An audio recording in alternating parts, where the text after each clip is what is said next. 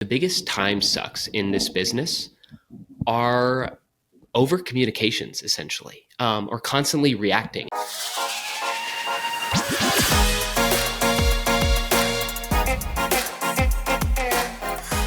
Hello and welcome to episode 230 of the Smart Agents Podcast. As always, my name is Michael Walter and I'll be your host. On today's episode, we are joined by Mason Alpert, a 5-time top producing real estate agent and co-founder of Expectation Selling.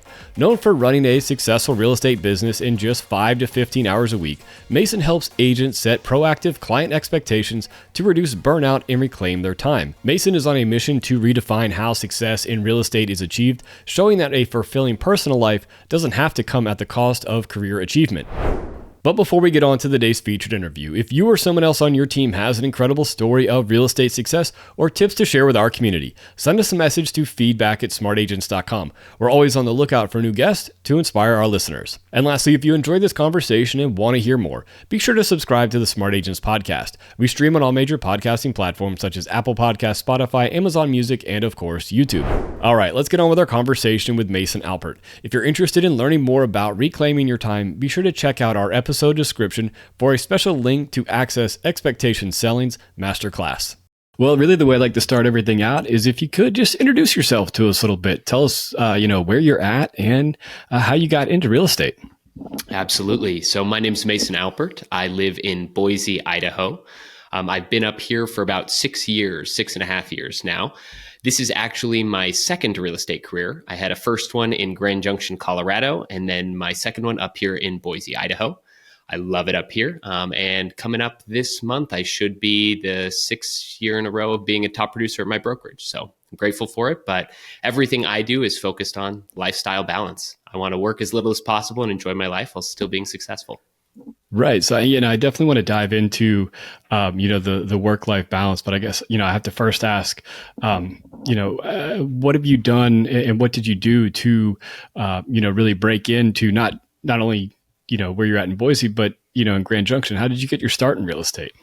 That's a great question. So it's funny because I was listening to one of your other podcasts from, I think it was episode 221, and you were talking about how very few people get into it out of high school. It's usually a second career. Well, I was one of those exceptions who got into it out of high school. Yeah. And I knew a wonderful lady who just took a shot on me, said, you have these gifts, you have these skills, come learn this business. And so that was how I got into it, started learning from her. And then my two partners on Expectation Selling, which we'll get into at some point, I'm sure, actually offered me an opportunity to come work with them. And so I had about a 3.5-4 year career early on. The reality is I couldn't handle the pressure of it at the time. There was so much demand. When I looked around, the chaos of everyone's lives I saw, they're constantly attached to their phones, working all the time. There was really no balance, and that freaked me out. So as a young guy, I just couldn't handle it anymore and pulled the plug. I actually took about 2-3 years working in the third world, doing mission work, living off $5 a day in orphanages, leading groups around trips, things around the world. And then when my wife and I moved here, all signs pointed back into real estate. I didn't want to do it, if I'm being completely honest. I still saw all the chaos and everything that freaked me out before, and I didn't want to do it. I spent 6 months applying to jobs everywhere you could think of. Tried to manage a Panda Express, a Starbucks, all these different places. And because I didn't have a college degree, no one would give me a chance. And so eventually I was driving UPS in December in Idaho, which you can imagine is snowy and icy and terrible. And third day on the job, I was walking up a 4-story apartment complex. And in my head, I said, I'm getting back into real estate. Went home that night, told my wife, quit UPS. And here I am 6 years later, grateful for all that's happened. Starting back up in Boise, what did you do differently, from your time in Grand Junction and, wanting to get out and just being, you don't want this chaos. What did you do differently? And how did that change, your lead generation process? Amazing question. So really, when I chose to go back in, the first thing I had to do is sit down and face myself of why I didn't want to get in. And it was because of all of those things I described, which I think are the universal problems we see in real estate. Agents are constantly attached to their phones. They're working on vacations. They're, stepping out from family dinners to respond to a lead.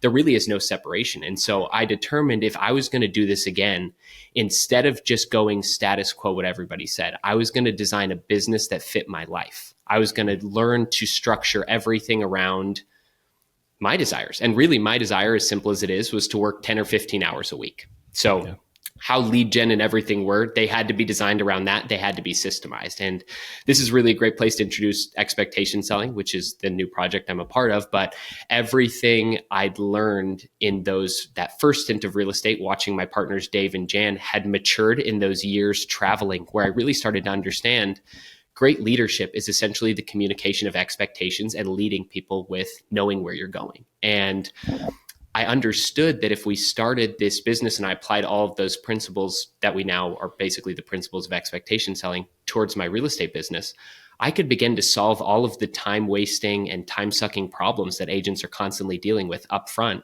to create the lifestyle balance to where I actually can separate, where I can actually, show 5 houses and have a contract instead of 25, and really start to solve all the problems that we don't see are problems, but are actually cancerous problems that start to erode our work-life balance.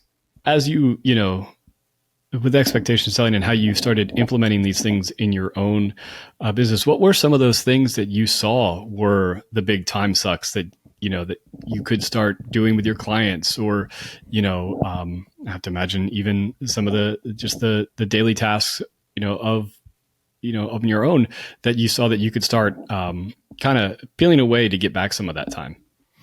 That's another wonderful question. When I think about those, the biggest time sucks in this business are over communications, essentially, or constantly reacting. And so really the core of expectation selling is we've looked at this entire business, and everything most agents do is reactive. We're waiting, we're responding, right? Even think about like every real estate training that you've ever gone through is about overcoming objections. Overcoming objections is inherently reactive. I'm waiting for you to say something and I'm responding, and I'm hoping, right. I'm hoping I have the right defense to adjust to your offense, right? But it's all reactive. And so the biggest area that is with clients and communication, right? Where agents really start to lose their lives is because this work starts to infringe on nights, weekends, lack of attachment. They're dropping, they feel like they can't set down their phone because their client's there. And these are all driven by unstated expectations, deep beliefs that we all hold of, my clients expect me to be available 24/7. My clients expect me to drop everything and show them a house in 2 hours. The truth is, none of these are real or true. They're just unstated expectations that we believe. And so if we can begin to identify what these unstated expectations are, and then instead of just letting them drive the process, but create clear expectations that we communicate, almost all of the communication issues can be solved really simply up front by just communicating that. And so much of what I did to start developing that was looking at all the areas, both in just how I communicated with clients, but also how we communicated through the process, things around inspections, offers. How do I get ahead of every single problem that I know comes up? Because they're the same problems on every deal. We might have a different cast of characters, but it's the same thing. And so if I can start heading those problems off at the pass and set clear expectations, I can resolve 80-90% of the issues and drama that are normal for a transaction and not even have to deal with them. And that's really where it came from. Right. Absolutely. So, when you started having these conversations with clients to, kind of set those expectations, first of all, how different was that for you to, get into that mindset? And then what were some of those, some of those things that you were saying and, kind of laying out those expectations? Mm-hmm. I am like a glorified people pleaser. That is the thing. And I think a lot of real estate agents are, right? We all get into this because we like people. And then what do we not want to do? Disappoint people. And so we're afraid to advocate for ourselves. We're afraid to tell people how it's going to be. And so instead, what can happen is we get in these cycles of responding and, again, more reacting, right? I'm not going to say that hard truth because I'm going to hope that you figure it out and then I don't ever have to actually say it. And so in the beginning, it was really difficult to really get the courage to do that. But I learned that having these direct conversations and setting expectations was a skill you can learn, that my people pleasing wasn't who I am. It's something I'd learned. I'm still always going to be conflict averse. If you and I started battling it out right here, I'm not going to be happy. Right. But in it, the more I've learned that being direct and having hard communication actually removes the really hard communication down the road. It's like a sitcom, right? You watch a sitcom and they're like, oh, I'm not going to say the truth. And then what happens at the end of the episode, it all blows up. And so it took a lot of courage to start doing that. But when I did it, the craziest thing happened is I thought by telling my clients, we teach what are called boundary expectations, which are how you communicate when and you're available and how you work and set those expectations. I thought when I would do that my clients would be offended and hurt and like, wait, you're not going to be there for me. They respected me more. They looked at me like a true professional who's like, yeah, he does have a wife and daughter. He does have those things, right? But I was doing it in a way that was taking care of them. And so to answer the second part of your question, what are some examples? That's probably a great one right there for agents is like, I have a communication plan. I have a way I communicate. And instead of adopting to every person, I go in and we have an expectation conversation around how we're going to communicate and what's there. We lay down the ground rules and we both agree to them. So then we know how we're going to operate. So then if I'm working with 8 people at the same time, 3 of them aren't, calling me at 7 p.m. They're all playing by the same rules that we're working on. But to give one more example that might be helpful to your listeners, when you think about just a normal transaction, right? Where do most deals fall apart? Inspections. Most of the issues come up on inspections. And so most agents, when they get an inspection report, they send it directly to their clients and they set no expectations for what it is, right? So client opens a 50-page inspection report. You don't know whether they're going to make mountains out of the molehills or whether they're going to have the wisdom to do that, right? And so setting what we call process expectations, the conversations I'm having up front, I'm essentially shaping their lens about what they're looking for and what's there. And doing things like that end up mitigating the drama. Instead of spending 2 hours talking through the inspection report with them, my phone calls to deal with an inspection resolution are 3 minutes. Hey guys, what'd you think? Here's our 2 deal breakers. Awesome. Let's go after them. Right. And so it really was just a shift, but the more I've done it, and now it's just the second nature of my business, it's how I operate. I've found that my clients deeply respect me for it. Where I thought they respected me as a people pleaser, but they didn't. That breaks trust. People know, when somebody's just like accommodate, there's this awkward knowing in you. And now I don't deal with that. I find that people look at me like a true professional. They respect what I'm saying. And when I tell them where we're going, they can trust me and respect me because I have the track record of showing them that everything I'm doing is intentionally designed to meet their goals, not to just serve myself. So it ends up becoming great customer service by me doing what's best for me. It's really an ironic way it works. Right. Yeah. And I could definitely, I definitely understand and can see how, with the inspection report, because if you did, if you just sent somebody, a 50-page report and there was no kind of expectations of when you would respond to things, or if you had set those precedents where you would respond to things, at all hours, I can see how as they're flipping through, on page 3, oh, there's this thing, let me text them real quick and get an answer on this. And then later on, as they're reading, now they're on page 40 and it's now 9:00 at night. Oh, I have a question here. And I can see how that can really spiral really quickly. It spirals out of control. And then the agents, again, they're playing defense. When you start getting that text at 9 p.m. and it's like, hey, on page 40, it says that the furnace is, maybe not operating right. You don't know that. I'm not reading the report at 9:40. So then it starts this thing. And that is just a lack of the ability of setting those clear expectations. And so what we did with expectation selling is we took, Dave and Jan, my partners who both are, expectation selling masters at this. We went through every part of a transaction, from both the buying and listing side, every layer of it. Where are all these issues? What's happening? How have we determined that we solve them? And we basically just iron them all out into this, coaching course we called expectation selling that teaches agents like, hey, you don't have to live that way. And that's really the first thing that agents have to see is I think it's status quo. Like I walk around my office and, I was talking to a guy the other day and he's like, yeah, I showed these people, almost 40 houses. I'm good at my job. And I was like, honestly, no, you're not. If you're doing that, you're not. And so It's like we've all accepted this chaos as normal. And so what we're really trying to do with expectation setting is we're disrupting it is because all 3 of us are proof that it's not in different ways. Mm-hmm. Like I work 15 hours a week. I am a top producer of my brokerage, but I'm not selling 100 houses a year. My partner, Dave, he sells 100 to 150 houses a year routinely, never misses a family dinner, doesn't work weekends, right? It's like each one of us has these different testimonies of how this skill set works, but it's like, it takes a mindset shift of being like, these don't have to be my problems. They just have been, and I've accepted them as normal. Before we dive into our next topic, I have a question. Agents, are you ready to build instant trust with the sellers and buyers you meet? Well, with today's sponsor, Authorify, you can become a published author and gain instant credibility with potential clients. You'll easily win listings and buyers will want you to represent them as their agent. Imagine handing somebody your book instead of a business card and watching them realize that you're the real deal and want to list with you. Even better, you can try this out for free because Authorify is giving you a free sample book so you can see exactly how it works. Simply go to authorify.com/sample to claim your free sample book now. You'd mentioned it earlier, about taking somebody rather than showing them 12 houses, making it 3. And then the example you just gave is, this guy's showing 40 houses. So I have to imagine a lot of that comes down to that initial communication with, if say we're buyers, what are they really looking for so that you're not showing them things that at the end of the day, it's just a waste of your time. You nailed it. And that again comes back to unstated expectations. You're dealing with a husband and wife.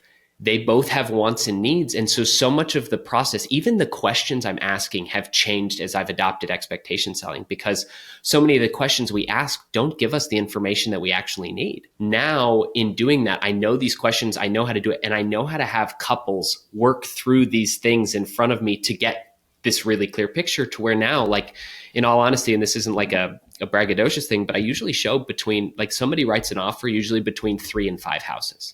If it's more than that, we're having like a healthy come to Jesus conversation about expectations. It's like, hey guys, what are we missing here? Right. But it is that it's if we don't know how to ask those questions and we don't know how to really get to the core of things, unstated expectations will drive everything, which are just, think about your marriage. Like if I expect her to take out the trash every day at 3 p.m. and I never tell her ever that that's my expectation. And then when she doesn't do it, what happens? I'm disappointed.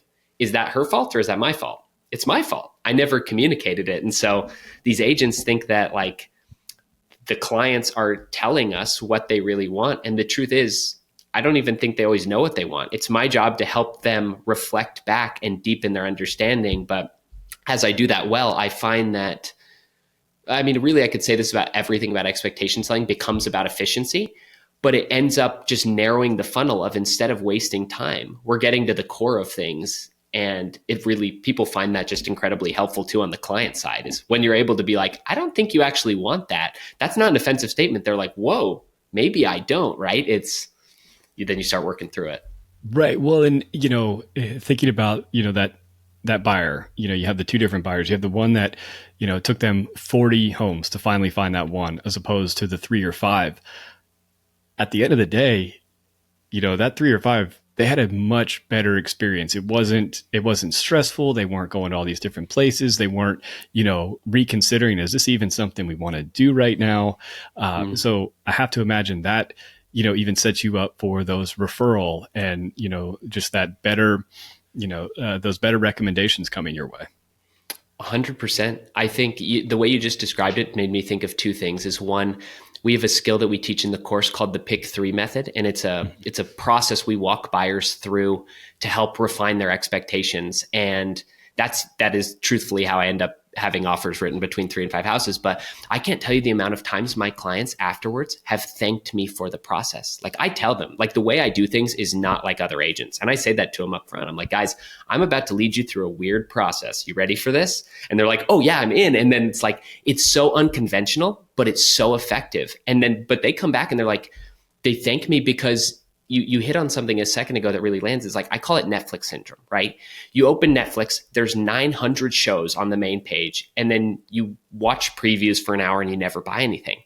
Human psychology, we can't do that. Like, human beings don't do that. And so we get paralyzed. And so instead, the process of the Pick 3 method is essentially, how do I eliminate that and get it focused and then do it? And people are so appreciative because then they don't end up looking at 40 houses and they're like, wait, last Thursday we saw this one. Did we like it? Right? You're eliminating all of that. But to go to your second part of your response on the referrals, at this point now, 6 years in, I've been completely referral based for about the last 3 years. All referrals, nothing else. And the beauty of that is again, the process I think I lead people through is so intimate, as far as like the way we define relationship, how we work together, that one of the things we teach in our course is we call it clients for life. And it's basically how to have one conversation with your clients that turns them into clients for life.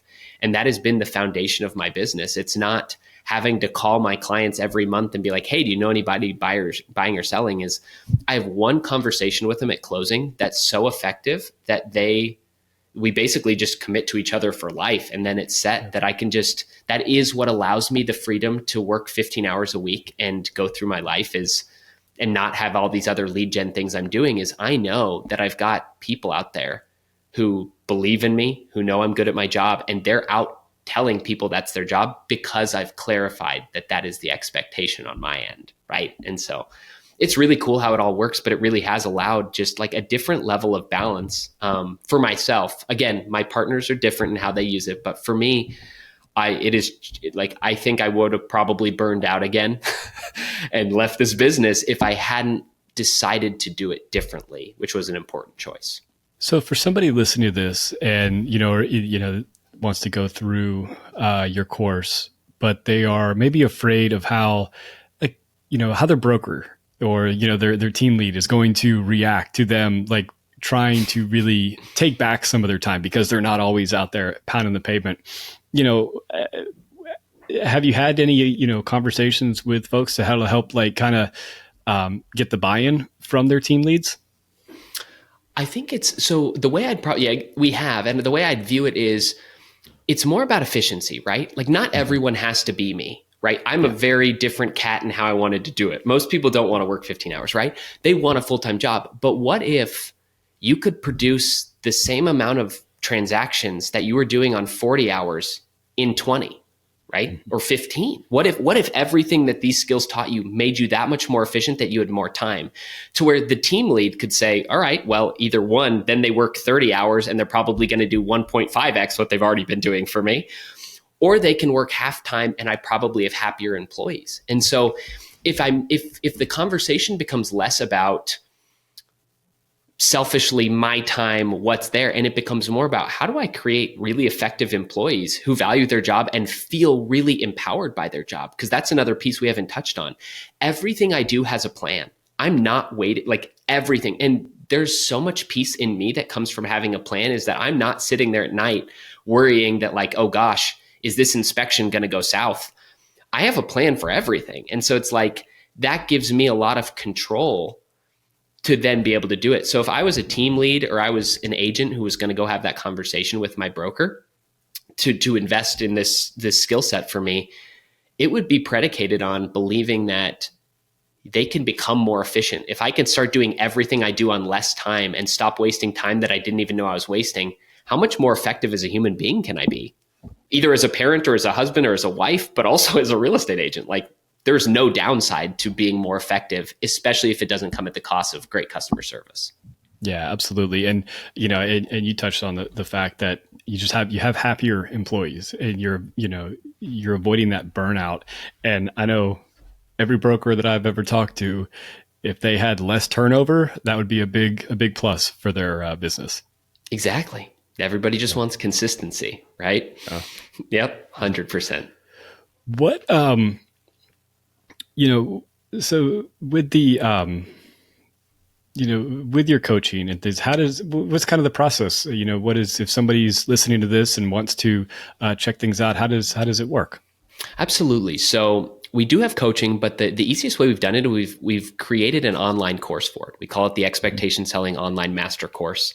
We can include the link below in the show notes for you guys, but it's really it's a course that we've created that's really intentionally designed to go from the beginning, the fundamentals of everything I'm talking about, unstated expectations through that, the different types of expectations, but then we go into the real practicals of like what we discussed earlier of every layer of a transaction. On the listing agent side, having listing appointments, what expectations need to be set, what are the benefits that we've basically done all the work for agents to just tee them up and make it super simple. And so we have that online course. We have 2 versions of it.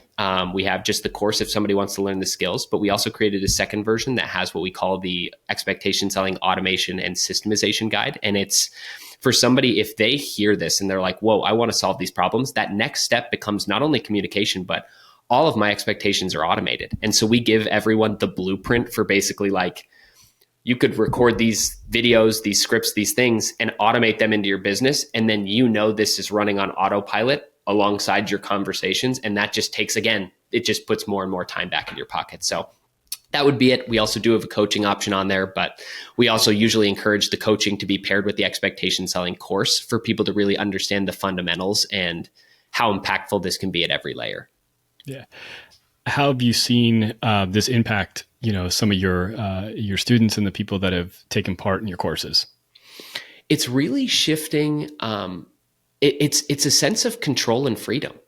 That's really what I think it unlocks, is this thing of, whoa, I don't have to have these trade-offs. Like it's not, I think people get into real estate for money, freedom of their time, and control to be their own boss. And then they get in and realize they're getting one or two of them at the cost of the other ones, right? That it's kind of this light bulb moment of, whoa, I can have all of these. Like I can have all of these and have this balance. And so those are the two things that I think we're really giving people, is freedom and control. And so I've watched people, like a light bulb go off for them as they start to grasp these principles of like, whoa, I didn't even realize that was a problem for me, but now it's not even a problem. And then if you were to take the amount of time that problem was taking on every transaction and add it back, like they're starting to realize like, oh my gosh, I'm putting hundreds, if not like thousands of hours of my career back into my pocket by doing these things. So it's been really encouraging, just like having these conversations, working with people, seeing the impact of what we can do, because I think we're hitting on a universal problem within the real estate industry that most people just have accepted as the norm.